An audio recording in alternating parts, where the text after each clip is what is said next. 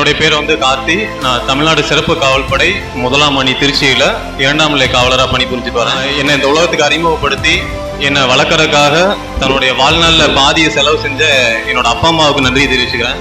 என்னோட பயணங்களில் டேப் அகாடமியோட பங்கு முக்கியமானதாக இருந்திருக்கு. ஸோ அதுக்காக ஃபர்ஸ்ட் நான் டேப் அகாடமிக்கு நன்றி தெரிவிச்சுக்கிறேன். அது எனக்கு வந்து மிகப்பெரிய ஊக்கத்தை கொடுத்தது. என்னோட வெற்றிக்கு அது ஒரு மிகப்பெரிய காரணமாக இருந்தது.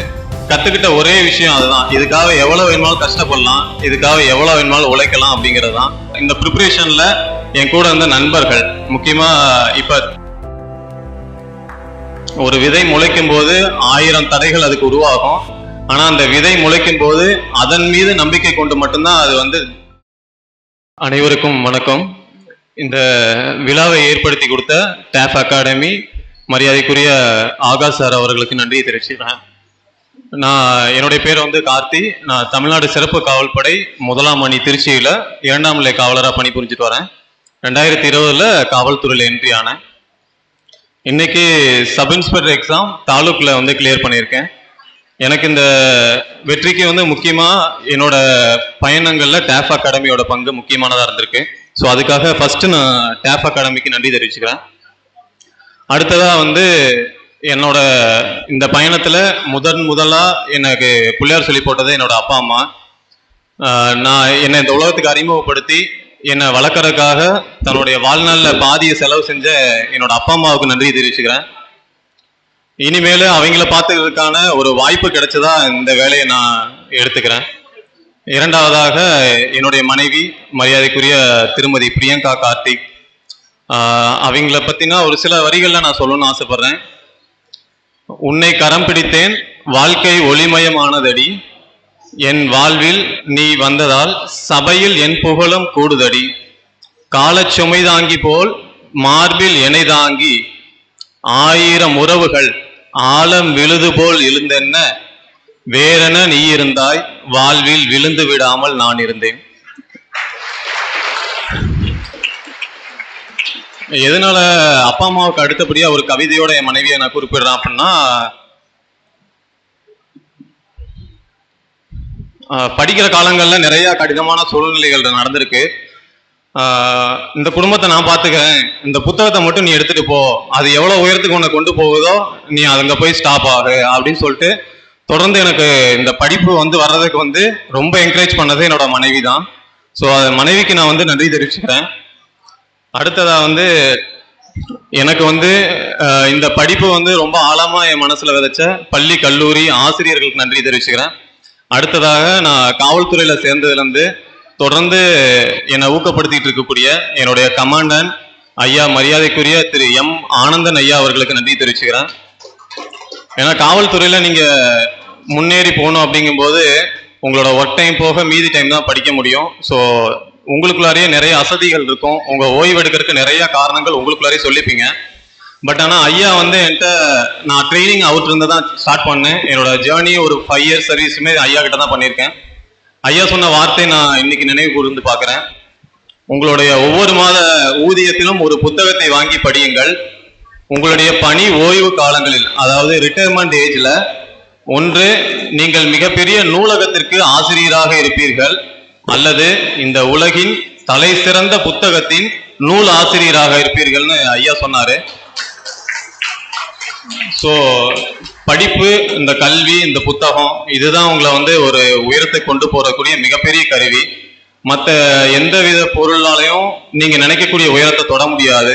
இந்த புத்தகத்தை நம்பினீங்கன்னா நீங்க ஐஏஎஸ் ஆகலாம், ஐபிஎஸ் ஆகலாம், இந்த இந்தியாவில் தலைச்சிறந்த போஸ்டிங்ல நீங்க போய் உட்காரலாம். ஸோ இந்த புத்தகத்தை ரொம்ப நம்புங்க. இது உங்களோட நீங்க எதிர்பார்க்குற இடத்துக்கு உங்களை கூட்டிட்டு போகும். அடுத்ததாக இந்த ப்ரிப்பரேஷன்ல என் கூட இருந்த நண்பர்கள், முக்கியமா இப்ப தேர்வாயிருக்கக்கூடிய சார்பாய்வாளர் தேர்வுல தாலுக் எஸ்ஐ கிளியர் பண்ணிக்க மணி அண்ணா, ஃபாரஸ்ட் டிபார்ட்மெண்ட்ல கவின் அண்ணான்னு ஒரு அண்ணா ப்ரிப்பரேஷன் பண்ணப்போ உதவியா இருந்தாங்க. நாங்கள் இன்டர்வியூ ப்ரிப்பேர் பண்ணும்போது நாங்கள் எங்கள் பட்டாலியன்லேருந்து ஒரு 10 பேர் ப்ரிப்பேர் பண்ணோம். ஸோ அவங்களோட கைடன்ஸ்லாம் எனக்கு ரொம்ப முக்கியமாக இருந்தது. இன்டர்வியூ ஃபஸ்ட்டு அனுபவம் வந்து பார்த்தீங்கன்னா, நான் கரூர் கிளைக்கு தான் அட்டன் பண்ணலான்னு போகிறேன். உள்ளே போகும்போது ஒரு தயக்கம், இப்படியே கிளம்பிடலாமா அப்படிங்கிற மாதிரி ஒரு நர்வஸ் இருந்தது. பட் ஆனால் அதெல்லாம் உடச்சி தான் நான் உள்ளார போனேன். டேப் அகாடமியில் கிட்டத்தட்ட ஒரு 10 இன்டர்வியூக்கு மேலே அட்டன் பண்ணியிருக்கேன். அது எனக்கு வந்து மிகப்பெரிய ஊக்கத்தை கொடுத்தது. என்னோட வெற்றிக்கு அது ஒரு மிகப்பெரிய காரணமாக இருந்தது. ஸோ என்னோட ஜேர்னிலேருந்து நான் ஒரு சில அனுபவங்களை உங்ககிட்ட பகிர்ந்துக்கலாம்னு நினைக்கிறேன். நீங்கள் எப்பயுமே ஒரு எக்ஸாம் ஸ்டார்ட் பண்ணும்போது ஒரு குறிக்கோளோட ஸ்டார்ட் பண்ணுங்க. எல்லா மேடைகளும் உங்களுக்கானது கிடையாது, எல்லா இருக்கைகளும் உங்களுக்கானது கிடையாது. ஆனால் நீங்கள் ஆசைப்பட்ட இருக்கை எது என்பதை நீங்கள் ரொம்ப கவனமாக தேர்ந்தெடுக்கணும். அது ஐஏஎஸ்ஸா, ஐபிஎஸ்ஸா, எஸ்ஐயா, கான்ஸ்டபிள் போஸ்டிங்கா, குரூப் 4ல் எந்த கேட்டகரி, அதுக்கான வாய்ப்பு உங்ககிட்ட தான் இருக்கு, நீங்க தேர்ந்தெடுக்கணும். ஸோ பொதுவாக படிச்சுட்டு ஏதாவது ஒரு எக்ஸாம்ல கன்வெர்ட் ஆகிட்டே இருக்காதீங்க. குறிக்கோளை தெளிவாக வச்சுக்கோங்க. அதுக்கடுத்து சர்க்கம்ஃபரன்ஸை எப்பயுமே குறை சொல்லாதீங்க. ஒரு விதை முளைக்கும் போது 1000 தடைகள் அதுக்கு உருவாகும். ஆனால் அந்த விதை முளைக்கும் போது அதன் மீது நம்பிக்கை கொண்டு மட்டும்தான் அது வந்து வெளியே வந்து மரமாக நமக்கு காட்சி அளிக்குது. நிறைய சூழல்கள் நமக்கு இருக்கலாம். ஒன்று படிக்கிறதுக்கு புத்தகம் இல்லாமல் இருக்கலாம், உணவு கிடைக்காம இருக்கலாம், போதிய வசதிகள் இல்லாமல் இருக்கலாம், அப்பா அம்மா சப்போர்ட் கிடைக்காம வந்திருக்கலாம், உறவினர்கள் சப்போர்ட் இல்லாமல் வந்திருக்கலாம். எந்த காரணங்களையும் சொல்லிக்காதீங்க. இது எல்லாத்தையுமே உங்கள் வெற்றிங்கிற ஒரே ஒரு விஷயம் எல்லாத்தையுமே மூழ்கடிச்சிரும். ஸோ தொடர்ந்து உங்கள் மேலே நம்பிக்கை வைங்க. எந்த சூழ்நிலைகளுக்குள்ளாரையும் உங்கள் எண்ணங்களை சிதைவுற வச்சிடாதீங்க. அதுக்கடுத்து உங்களோட ஒவ்வொரு நாளையுமே ஷெட்யூல் பண்ணுங்க. உங்களோட 24 மணி நேரங்கிறது யார்ட்டையுமே கொடுத்துடாதீங்க. அதில் எப்போ சாப்பிடணும் எப்போ தூங்கணுங்கிறது நீங்கள் முடிவு பண்ணக்கூடியதாக இருக்கணும். வேலைக்கு போகாமல் படிக்கக்கூடியவங்களா இன்னும் வரப்பிரசாதம் தான். உங்களோட நாட்களை நீங்கள் தான் செதுக்க போகிறீங்க. அதில் நம்பிக்கையோடும் தைரியத்தோடையும் ஸ்டார்ட் பண்ணுங்க.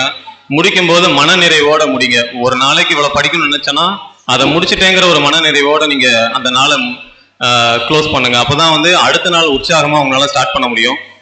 ஸோ ஷெட்யூல் உங்கள் லைஃப்பில் ரொம்ப முக்கியமானது. ஒவ்வொரு தேர்வுக்கு நீங்கள் உங்களை ப்ரிப்பேர் பண்ணும்போது அதோட படிநிலைகளை முழுமையாக தெரிஞ்சுக்கணும்.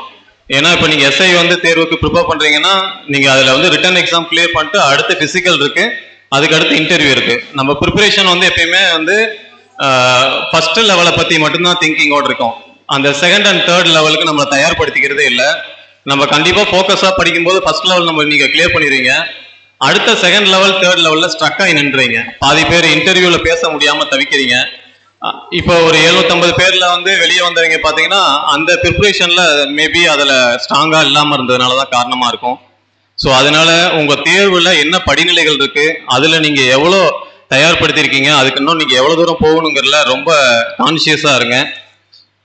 உங்கள் ப்ரிப்ரேஷன் மூங்கில் மாதிரி இருக்கணும். அந்த மூங்கில் இந்த பூமியை எட்டி பார்க்கறதுக்கு 6லேருந்து 7 வாரம் எடுத்துக்கும். அது வரலாம் தொடர்ந்து அதோட வேர்களை மண்ணில் ரொம்ப ஆழமாக ஊனிக்கிட்டு இருக்கும். நான் ரொம்ப பெருசாக வளரணுங்கிற கனவோட தன்னோட ப்ரிப்ரேஷனை ஸ்டார்ட் பண்ணிட்டு இருக்கோம். உங்களோட ஜேர்னியும் அதே மாதிரி தான் இருக்கணும். ப்ரிப்ரேஷன் ரொம்ப ஸ்ட்ராங்காக இருக்கணும். மேலோட்டமாக படித்தா பாஸ் ஆகிடலாம் இந்த மாதிரி கனவுகளுக்குள்ளார போகாமல் ரொம்ப ஸ்ட்ராங்காக நம்பி படிங்க. இந்த படிப்பு ஒரு சுகமான அனுபவம். இதில் கிடைக்கக்கூடிய நண்பர்கள் உங்களுக்கு ரொம்ப முக்கியம். உங்களோட கான்சன்ட்ரேஷன் லெவலில் இருக்கக்கூடிய நண்பர்களோட பழகுங்க. நெகட்டிவான வார்த்தைகள் பேசுகிறவர்கள்ட்ட கூட உங்களோட நேரத்தை ஒதுக்கிடாதீங்க. ரொம்ப பாசிட்டிவாக திங்க் பண்ணுங்க. என்டையர் ஜேர்னி ரொம்ப அழகாக இருக்கும். நீங்கள் படித்து முடிச்சுட்டு நீங்கள் வெற்றி கிடைக்கும் போது உங்கள் பேரண்ட்ஸோட கண்ணீர்லேருந்து நீங்கள் கற்றுக்கிட்ட ஒரே விஷயம் அதுதான். இதுக்காக எவ்வளோ வேணுமாலும் கஷ்டப்படலாம், இதுக்காக எவ்வளோ வேணுமாலும் உழைக்கலாம் அப்படிங்கிறது தான். ஸோ தொடர்ந்து முயற்சி பண்ணுங்க. நீங்கள் ஆசைப்பட்ட துறைகளில் நீங்கள் ஆசைப்பட்ட பதவிகள் உங்களுக்கு கிடைக்கணும்னு சொல்லி எல்லாம் வல்ல இறைவனை வேண்டி கேட்டுக்கிறேன். நன்றி, வணக்கம்.